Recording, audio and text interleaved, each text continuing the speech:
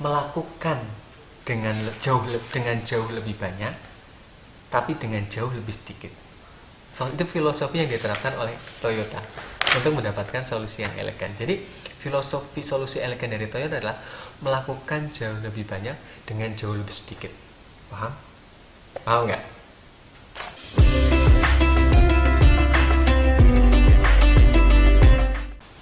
Hey, halo, assalamualaikum. Kembali lagi bersama saya di Inspirio. Lemes ya? Enggak. Jadi hari ini kita akan coba lanjutkan di vlog kita, tapi lebih ke mereview buku ya. Jadi kan kita ada jagongan. Nanti kita akan ngobrol-ngobrol dengan tokoh, dengan siapapun itu. Kemudian kita ada pendapat. Jadi kita hanya sekedar ngasih pendapat. Dan pada kesempatan ini kita adalah mereview. Ada juga puisi dan juga lagu. Dan yang hari ini kita punya program adalah mereview buku. Jadi alhamdulillah, saya dulu pernah hobi membaca dari zaman SMA sampai beberapa semester ke sini belakang. Cuma memang sempat kehilangan minat membaca itu. Bukan kehilangan, susah sekali untuk membaca. Karena di situasi sekarang ya, kita kalau sudah dekat dengan YouTube, sudah dengan sosial media, untuk kemudian lari dari itu berat banget toh. Teman-teman pasti merasakan ya, kecuali yang enggak gitu kan. Benar toh, kecuali yang enggak. Tapi alhamdulillah ternyata corona ini, di situasi di pandemi ini, corona ini ternyata memaksa kita, dan akhirnya alhamdulillah kita minimal minat membaca ada lagi. Alhamdulillah kita sudah membaca di masa corona ini. Ada Dreamcatcher sudah kita baca. Tapi Dreamcatcher ini, khusus Dreamcatcher, kita tidak membaca full ya. Kita hanya sekilas-sekilas saja, karena buku ini buku yang mungkin relatif ringan. Sifatnya hanya semacam kayak motivasi, kata-kata mutiara quote itu kan ya. Tapi ini menarik buat teman-teman, saya pikir, untuk mahasiswa baru atau siapapun, atau yang mungkin, saya pikir masing-masing kita punya mimpi ya. Meskipun kita sudah tua, saya pikir mimpi itu bukan cuma anak kecil yang ditanya cita-cita. Kita yang sudah tua harus selalu punya mimpi, karena itu yang menjaga kita untuk kemudian terjaga dalam situasi-situasi yang idealis, melakukan hal-hal yang tetap idealis, insya Allah, dan itu akan menggerakkan kita. Dreamcatcher ya. Kemudian ada nih, ini adalah buku yang mungkin cocok dibaca oleh para leader perusahaan, para CEO top dunia. Ini ada CEO-nya Nokia, CEO-nya Toyota, CEO-nya beberapa perusahaan-perusahaan besar di Amerika. Ini buku agak jadul, tahun 90 2000-an, jadi memang referensinya lebih banyak di tahun itu. Kemudian ini buku punya Dr. Shafi'i Antonio tentang Rasulullah Shallallahu Alaihi Wasallam, the super leader dan super manager. Menarik sekali, saya sudah baca buku ini, sangat menarik. Yang tadi juga sudah ya. Nah, ini juga ada buku ini dulu, komunikasi kepresidenan. Cuma di buku ini dijelaskan dari zamannya Pak Bung Karno sampai dengan Ibu Megawati. Jadi memang ini buku berarti sudah agak lama, tahun 2004 kalau nggak salah. Ini apa ya? 2004 apa ya? Lalu ini bukunya Stephen Covey. Saya bahasa Inggrisnya jelek ya, jadi ya memang aslinya jelek. Ini buku The Leader in Me. Jadi penulis buku yang bestseller itu yang penulis The 7 Habits. Nah teman-teman, ini tentang leadership tapi lebih ke anak-anak. Jadi di sekolah diterapkan konsep leadership. Lalu ada lagi, ini buku punya rahasia sukses, rumus sukses Toyota, solusi elegan, mencari solusi elegan. Nah apa itu solusi elegan, nanti kita bahas. Nanti kita akan mereview buku ini.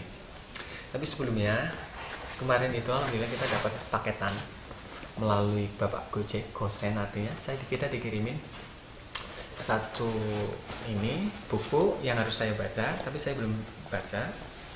Ini buku ada Dale Carnegie, tapi kemarin saya memang lagi, dari kemarin kan kita baca buku-buku kayak gini ya, buku yang serius. Ya kita harus, ini buku-buku yang lebih serius. Apa? Buku sastra, lebih serius karena tentang perasaan dan juga cinta. Gitu.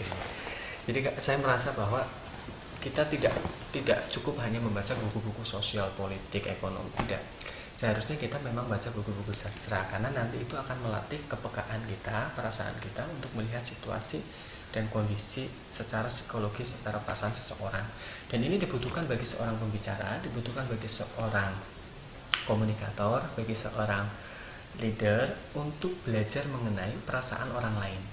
Dan ini akan digunakan ketika kita punya konten, punya materi, bagaimana menyampaikan materi itu disesuaikan dengan psikologisnya. Dan kita belajar dari buku-buku sastra. Nah, ini menarik sekali. Makanya di buku sastra itu ada namanya stilistika, tentang style. Kontennya sama, tapi bagaimana pengemasannya. Dan itu yang mempengaruhi. Jadi konten itu penting, tapi ada yang lebih penting. Ada yang juga penting apa? Bukan lebih ya. Ada yang juga penting, kemasan. Makanya teman-teman perlu belajar tentang bagaimana mengemas. Sama-sama, iya intinya penting ya. Penting bagaimana mengemas. Karena itu akan meringankan sesuatu yang mungkin berat bagi orang lain. Gitu, itu penting banget. Saran saya tetap teman-teman baca buku sastra, puisi, apapun itu. Nah, sekarang kita akan mereview buku yang tadi ini ditulis oleh pokoknya The Elegant Solution. Saya bahasa Inggrisnya jelek, saya lihat lagi. Kemudian ini bukunya Matthew Emai. Kalau ngeblur mohon maaf ya. Kita akan mereview buku ini dari bab pertama saja. Mulai dari bab pertama, jadi tidak langsung satu buku. Nanti kelamaan. Bab pertama. Jadi di bab pertama ini dijelaskan oleh penulisnya, penasehat senior Universitas Toyota. Jadi buku menjelaskan tentang jadi bab pertama ya, judulnya adalah judulnya adalah perjalanan mencari keeleganan. Jadi bagaimana mendapatkan sebuah solusi elegan. Jadi Toyota itu menerapkan sekali konsep yang namanya ketika ada sebuah inovasi, ketika ada solusi itu harus elegan. Jadi percuma kalau cuma ada solusi tapi ada inovasi dan itu tidak elegan. Elegan maksudnya apa? Elegan maksudnya adalah sesuatu yang mengesankan, sesuatu yang istimewa. Artinya ketika ini inovasi, ketika ini solusi, ya harus mengesankan, harus istimewa. Maksudnya istimewa dan mengesankan adalah harus memberikan dampak positif, dampak yang signifikan. Artinya harus memberikan perubahan yang kerasa, perbaikan yang terasa, perbaikan yang benar-benar dirasakan manfaatnya. Jadi tidak hanya solusi, tetapi solusi yang benar-benar dirasakan efek dan manfaatnya. Itu jadi solusi elegan adalah solusi yang memang benar-benar terasa manfaat dan dampaknya, dampak positifnya. Nah, bagaimana mendapatkannya? Nah, pada bab pertama ini untuk mendapatkan solusi elegan ada 3 poin yang kemudian ditekankan oleh penulisnya di buku ini, oleh Toyota. Yang pertama adalah ingenuity, dalam keterampilan. Yang kedua adalah mengejar kesempurnaan, dan yang ketiga adalah kesesuaian dengan masyarakat. Jadi Toyota ini ternyata menerapkan konsep untuk mendapatkan sebuah inovasi, mendapatkan sebuah perbaikan, itu harus memiliki 3 caranya. Caranya adalah harus memiliki ingenuity. Jadi pada tahun 1930-an Toyota itu terkena dampak juga Perang Dunia yang kedua, yaitu ekonomi kan cukup hancur juga ya. Salah satunya adalah Toyota juga mengalami babak belur karena efek Perang Dunia yang kedua. Nah, saat itu Ichiro Toyoda, pendiri Toyota Motor itu berpikir bagaimana untuk berubah dari situasi ini, artinya tetap bertahan dengan situasi yang sangat pelik dan kemudian tetap bertumbuh dan bangkit. Nah, bagaimana caranya? Makanya Toyota membuat sebuah filosofi. Saat itu filosofinya adalah melakukan dengan jauh lebih banyak tapi dengan jauh lebih sedikit. Itu filosofi yang diterapkan oleh Toyota untuk mendapatkan solusi yang elegan. Jadi filosofi solusi elegan dari Toyota adalah melakukan jauh lebih banyak dengan jauh lebih sedikit. Paham nggak? Menarik ya? Melakukan jauh lebih banyak dengan jauh lebih sedikit. Menarik nggak? Menarik sekali ya. Saya mencoba menerka, mencoba membaca. Maksudnya adalah kalau saya membacanya ya versi saya, subjektif saya adalah bagaimana kita mendapatkan sebuah dampak yang besar, dampak positif yang besar, hasil yang maksimal, hasil yang besar, tetapi dengan cara yang lebih simpel, dengan cara yang lebih sedikit, dengan cara yang tidak banyak resiko. Ini menariknya. Saya jadi keinget salah satu, saya pernah diskusi dengan namanya Mas Haris Fadila. Beliau seorang pebisnis sekarang. Beliau pernah bilang, yuk, jadi untuk kita bisnis itu kita harus berpikir bahwa tenaga kita sama, tenaga yang dikeluarkan sama, waktunya juga sama, tapi hasilnya harus jauh lebih besar. Oh, ini mirip. Ternyata memang konsep itu memang harus diterapkan oleh para pembisnis dan juga para leader. Jadi leader itu harus berpikir tentang kecerdasan atau kecerdikan di dalam bergerak. Ya mungkin di sini yang kemudian kenapa komponen ingenuity di dalam sebuah keterampilan itu penting banget. Makanya, oh iya ya, Toyota memang menerapkan ingenuity itu. Ingenuity itu saya baru mendengar istilah ini ya, karena saya baca di kamus itu tentang kecerdikan keterampilan. Ya mungkin saya menangkapnya ya kita harus cerdik, ternyata harus terampil juga, harus cerdas. Cerdasnya adalah kita melakukan hal yang sedikit tetapi hasilnya banyak. Nah ini kan dilakukan oleh orang-orang tertentu saja, orang-orang yang mau berpikir secara totalitas, secara kreatif, secara inovatif. Nah ingenuity ya, penting banget ingenuity. Lalu konsep yang kedua, jadi filosofinya itu ya, melakukan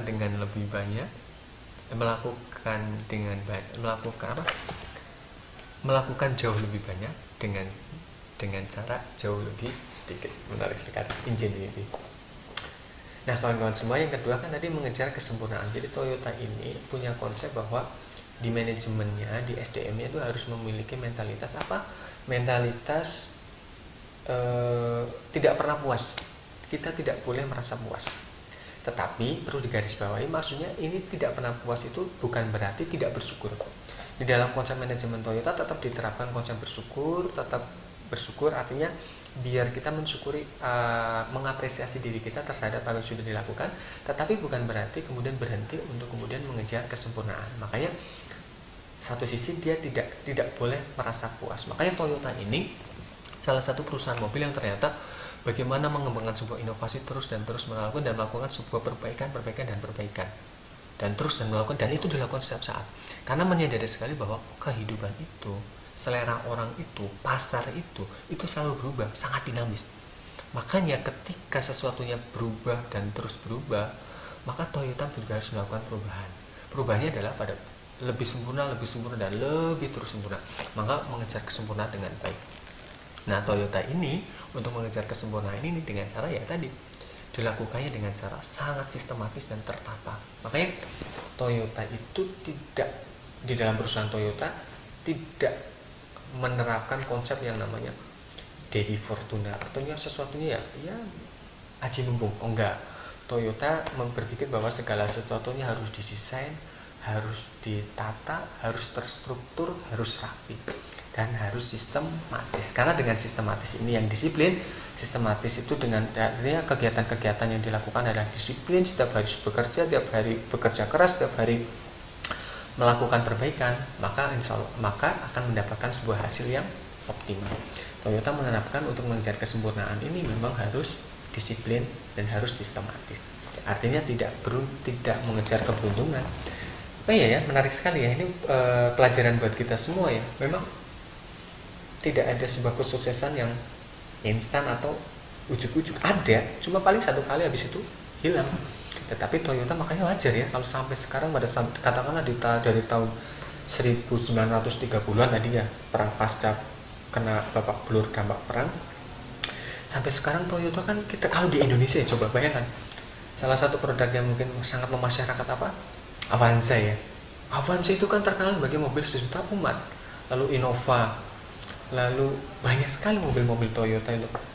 Dan Avanza itu selalu menguasai pasar Indonesia. Ya kan? Kecuali kemarin sempat dikalahkan oleh Expander dari Mitsubishi. Tapi habis itu naik lagi Avanza.